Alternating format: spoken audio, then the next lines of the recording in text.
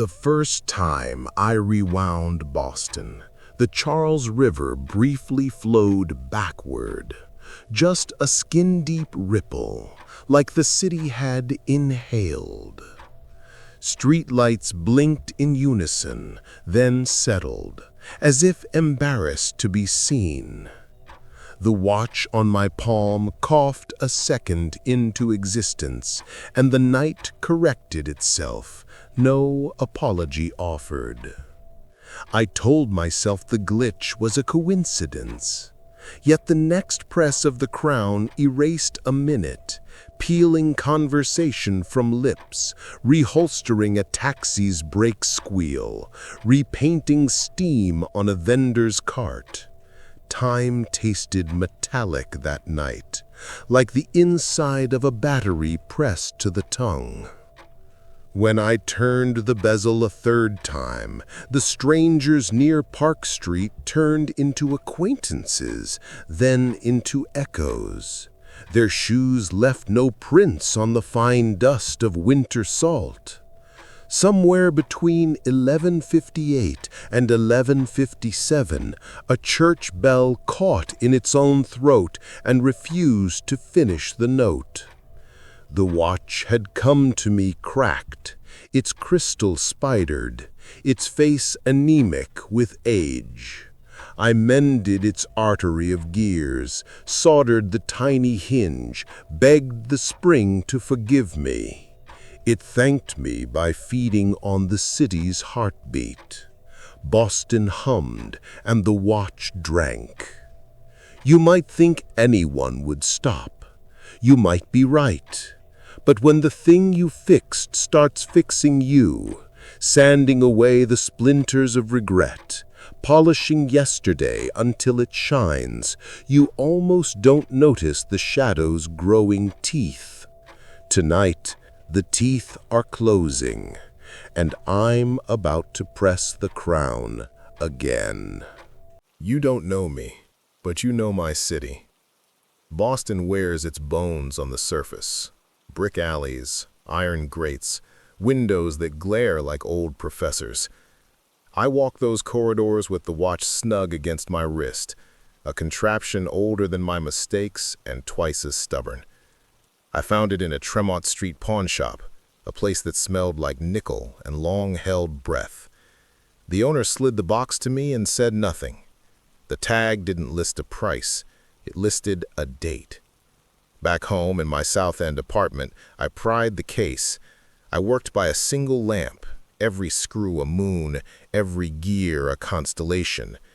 When it ticked, it didn't tick forward, it ticked through. I learned the language quickly, crown depressions like syllables, bezel rotations like grammar. In days, I was conjugating hours. In a week, I was fluent in vanishing. If you're here, you crave that fluency too, the dark grammar of time, the sentence that never ends. So listen closely. I'm going to show you what the watch gave and what it took.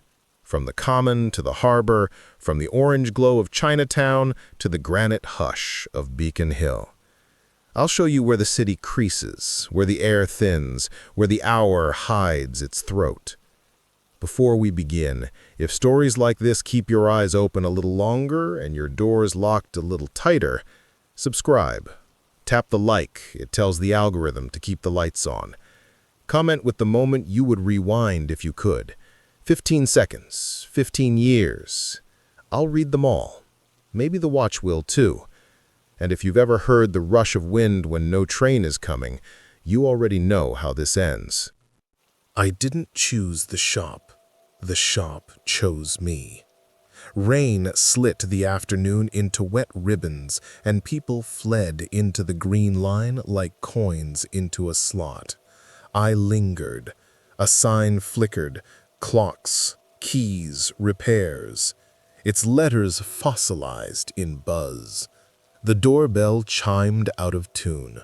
I stepped inside and the air shut behind me like a velvet curtain. The owner was a thin man with glassy eyes, a bow tie the color of old bruises. He didn't greet me. He simply rested a wooden box on the counter as if we were mid-conversation and I'd asked for it hours ago. The box was warm, the way a handrail stays warm after a body lets go.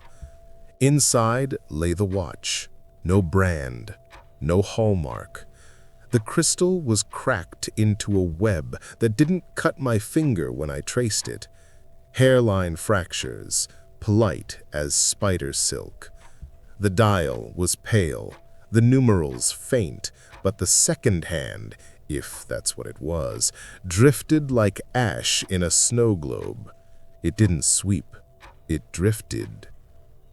"How much?" I asked, because that's what you ask when the thing you want looks back at you. The man blinked slowly. "Your best day." His accent had dust in it. Maybe European, maybe cellar. "My what?" "Pick your best day. Push it forward. We'll take payment when you return." "I'm not paying in days," I said, and even as I said it, I reached for my wallet. He didn't stop me, only watched as I tucked cash under a paperweight shaped like an owl's head. The owl's eyes were two dials missing their hands. "I already did the repair work. You'll finish it." At home, the lamp carved a circle on my desk, the city sirens grating the night behind it. I opened the case with a trembling screwdriver.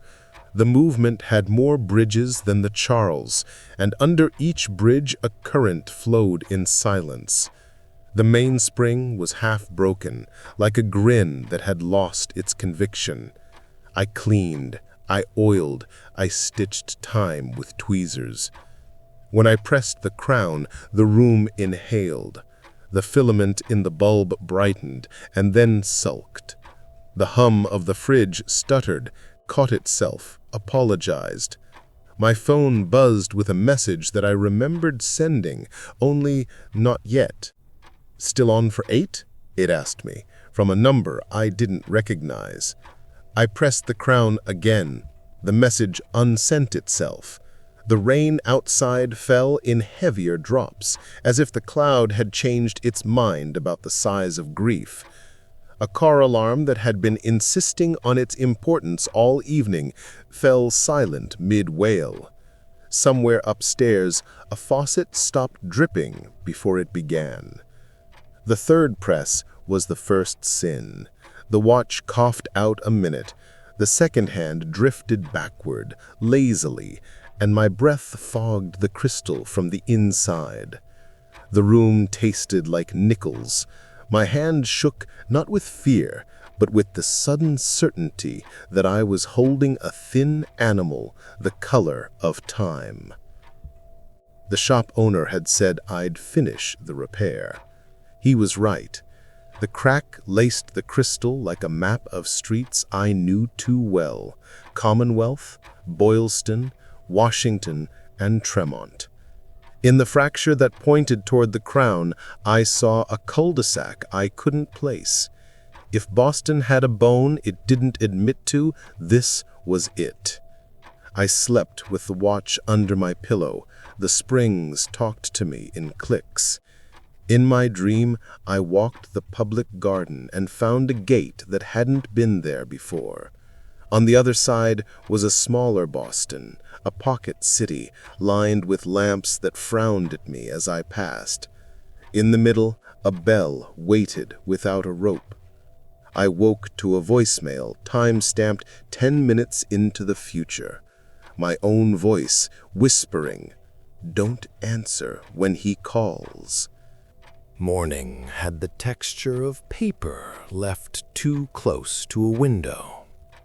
I took the watch to the common, because if reality was going to fracture, I wanted witnesses, trees, pigeons, statues that held their breaths for centuries. The grass sipped dew. Joggers carved fog into ribbons. Near the Parkman bandstand, a boy released a red balloon. It rose and faltered like a thought someone decided against. I pressed the crown. The balloon shivered, then reconsidered its ascent. The string uncurled back into the child's fist. His laugh rewound into a held breath. A woman's coffee leaped back into its cup without a splash. I pressed again, and a minute bled in reverse. Footsteps printed backward. A squirrel laid an acorn into the ground and smoothed it with careful paws. A jogger's ponytail unswayed. The city flexed its spine, the vertebrae of seconds clicking into place. No one screamed. They couldn't. Their fear belonged to the future, and I had taken it. The third press made the sky blink. The sun dimmed like a hotel hallway light being lowered by an apologetic concierge. The bell in the Park Street church swallowed a note. I tasted iron and winter apple. The boy let the balloon go again, and this time it shot upward with indignation, as if punishing me for interfering. A man in a dark coat watched me from the path. He had the posture of a lectern, upright, unyielding, bearing weight with dignity. When I looked again, he was closer. His coat had no seams. His shoes left no bruises on the damp earth. "Don't do that," he said, and I knew the voice. It was mine, not an echo, an edit. "What happens if I keep doing it?" I asked, because curiosity is a candle, and I have always been a moth with chapped wings. "You'll find the hour that doesn't belong here," he said, "and then it will find you." He stepped behind a tree and didn't step out. The tree seemed relieved. I stood alone with the watch ticking, not forward, but through. On its pale face, a shadow darted between the numerals, like a fish in shallow water. That evening, the voicemail's promise ripened. My phone rang with a number I didn't know. I let it vibrate against the table until it was just me, the watch, and the hum of my building's heating system. The call left nothing, not even a missed notification. Absence can be loud. I turned the bezel left, 3 clicks. The apartment sighed and exhaled dust long settled under the couch. The clock on my stove confessed it had been lying. Across the alley, a couple's argument unhappened, replaced by 2 silhouettes standing closer than strangers ever do. I pressed the crown, and all of it peeled back to the skin of the moment. Fresh, bare, bleeding time. Boston is good at hiding.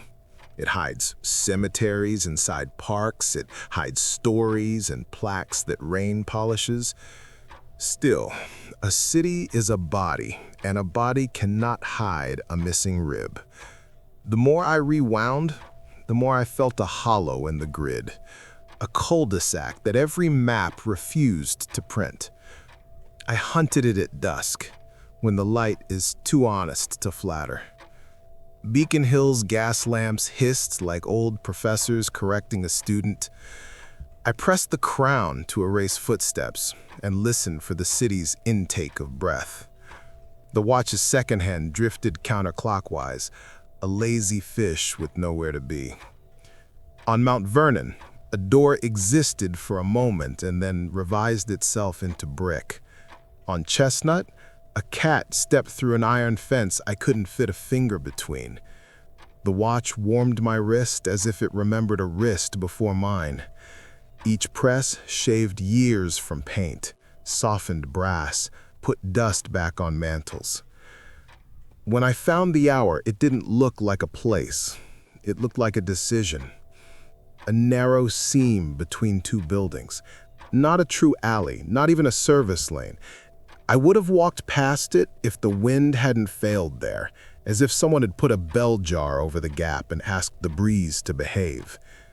I pressed the crown. The seam widened by a breath. From inside, a smell drifted out. Not rot, not ozone, but something like boiled wool and old books. The kind of smell that lives in basements and in the folds of coats that have known better winters. I walked in sideways. The city remained at my back, courteous, uncurious.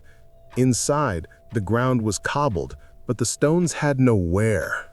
No city spares stones like that. The lamps were unlit, and yet the darkness had gradients, like paper stacked neatly.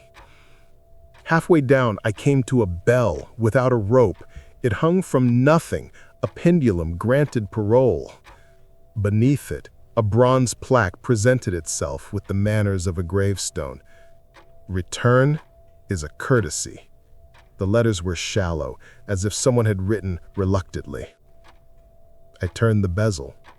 The bell issued a sound I felt in the bones around my ears, the tiny architecture that believes it understands motion. I pressed the crown, and the seam became a corridor, the corridor a court, and the court a loop. I was both entering and leaving. Boston breathed. The watch drank. When I stepped back onto the real street, I held a receipt I hadn't had before. The ink was wet, the shop owner's scrawl, "Payment received, best day pending." Below it, a date written wrong. Tomorrow's tomorrow. I stopped measuring time in hours. I measured it in pardons. A wrong word unsaid. A missed train caught.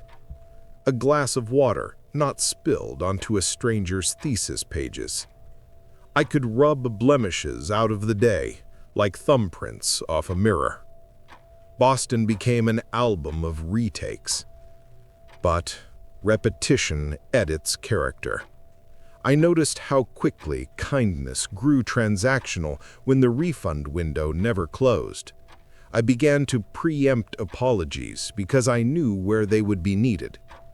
The watch warmed into my skin until the metal learned my pulse and whispered it back to me at night. I visited the pawn shop to ask what debt I'd accepted. The bell chimed flat. The counter stood, but the man did not. In his place, a note waited by the owl. Courtesy extended. Do not overstay. The owl's eyes, those empty dials, seemed wider, or maybe I was smaller. Around the city, I found edits I hadn't made. A bus that rewound and still hit the puddle. A window that unshattered and yet stayed veined with a ghost crack. The seam off Mount Vernon twitched in my peripheral vision, even when I wasn't looking. The hour with no street wanted me to notice it when I didn't want to. One night, near Chinatown, I tried to save a man from a fall down the subway stairs. I pressed the crown too late.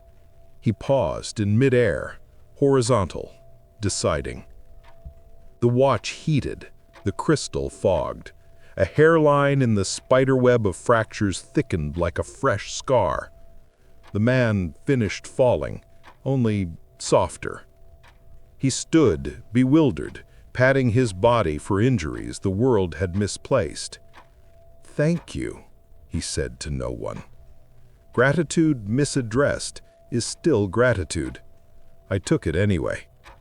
I told myself I was returning what the city lent me. I pressed the crown as a prayer and rotated the bezel as penance. The man in the dark coat returned. I saw him in the reflection of a storefront on Boylston. He stood where reflections don't go. "You're late," he said, though I had arrived early. "For what?" "For paying with your best day. He'll take it when you reach it." He, meaning the pawnkeeper or the city, or time itself, wearing a bow tie. "What if I never reach it?" I asked. "Then you'll never leave the seam. Some people move in. They hang their coats on the hour hand and swear it fits." I turned. He was gone. But my breath fogged the glass in a circle exactly the size of the watch crystal. In the fog, I wrote "stop" with my fingertip. The word rewound into blankness before I could finish the P. That night, the voicemail came again, now from a different number. "Don't answer when he calls." My own voice had lost patience with me. I left the phone on the table and pressed the crown. The phone stopped ringing. The silence rang anyway. Some mornings arrive with no announcement. They just slip in, soft and weightless. That day began like that, with Boston buried under a thin snowfall that refused to settle. The city's breath fogged its own reflection on the river, and I thought maybe, just maybe, time had stopped chasing me. The watch was quiet on my wrist, heavier than before, as if full of unsent hours.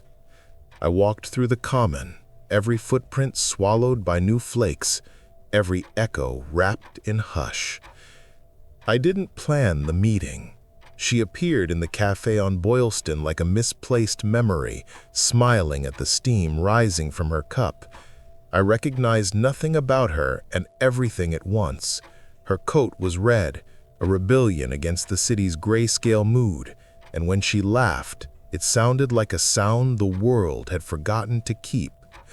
The watch ticked, slow and content, as if it too wanted to listen. For the first time in months, I didn't check what time it was. We left together without agreeing to. The street outside glowed with that late afternoon amber that only happens when the snow decides to pause. She talked about the quiet magic of small things, the way lights blur through frost, the way pigeons look like they're pretending to be doves.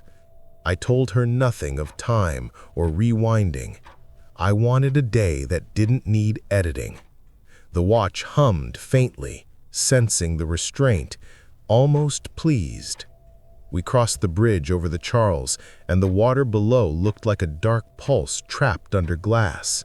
The wind carried voices that weren't ours, faint, reversed, maybe belonging to versions of ourselves that had never met. She held on to my arm when the gusts grew sharp. I remember thinking, this is what normal must feel like. Fragile, temporary, impossibly real. Beacon Street wore its lamps early that day. Their light pooled in amber circles, soft against the cold. We walked without hurry, the snow whispering under our shoes. I caught our reflections in a store window, her red coat, my black one, two colors that never belong in the same frame yet somehow balance each other. The watch pressed against my wrist like a pulse I didn't own. She asked about it. "Old thing," she said. "Older than you." I told her it kept me honest. A lie, of course. The kind of lie you tell when the truth has sharp edges. She smiled anyway and brushed a snowflake from my sleeve. I wanted to believe I could stay inside that moment forever. The watch disagreed. It began to warm, warning me that perfection had a price. My phone vibrated. An unknown number again. I didn't look. The air around us thickened like the seconds were holding their breath. The Charles shimmered darker, and the streetlights flickered in sympathy. I felt the city noticing me, the way a host notices an overstaying guest. She didn't see it. She kept talking about a dog that could spell its name with fridge magnets. I envied her unbroken timeline. We turned a corner I didn't recognize. Between two brownstones was a gap that shouldn't exist, a seam of air darker than shadow. I knew it before I saw it. The hour with no street. My hand trembled and the watch pulsed faster, its glow faint under the snowlight. She didn't notice. Her steps shortened, then lengthened again, as if the world was editing her path in real time. I stopped walking. She turned and smiled, unaware that we stood on the edge of something that wanted me back. The watch throbbed between our wrists when she reached for my hand. For an instant, her warmth steadied it. "Hold on," I said, and she did. Behind her, the city blurred, every light bending inward. The seam pulsed once, an invitation and a warning. I could freeze it all here if I pressed the crown. "Payment received," the watch whispered. I didn't press. Instead, I turned the crown forward. The gears resisted, then sighed. The air shifted. The seam closed like a wound choosing to heal. Somewhere, the phone rang again, and this time, I answered. A voice, smooth and polite. "Payment collected. Thank you for your best day." Then silence, absolute. When I opened my eyes, the snow had stopped falling. The river flowed forward again, obedient and dull. She was still there beside me, smiling, unaware that the city had just exhaled. The watch was cold now, heavy, but silent. And for the first time, I knew what it meant to run out of miracles. If you think I regret answering, you don't understand the city. Boston forgives nothing and forgets less, but it respects payment. The watch lies quiet now, ticking through without appetite. I keep it because we keep what wounds us best. Because some nights the streetlights blink in unison, and I want to believe it's just the grid. Sometimes I pass the pawn shop. The sign still flickers. The owl still waits with empty eyes. I don't go in. I have no more bays to barter, and the owner has no more ledgers that fit my name. If you find the shop, don't ask for a discount. He doesn't negotiate with currency that rots. You came here for a story, and you stayed for the seam. If you've ever heard wind when no train was coming, you felt the bell without a rope. If this left you a little uneasy, do the courtesy we ask in this city. Subscribe, like, comment the moment you would rewind. But don't. Walk forward. Let the river flow the right way. And if a watch ever coughs a second into your palm, remember that the price isn't minutes. It's your best day.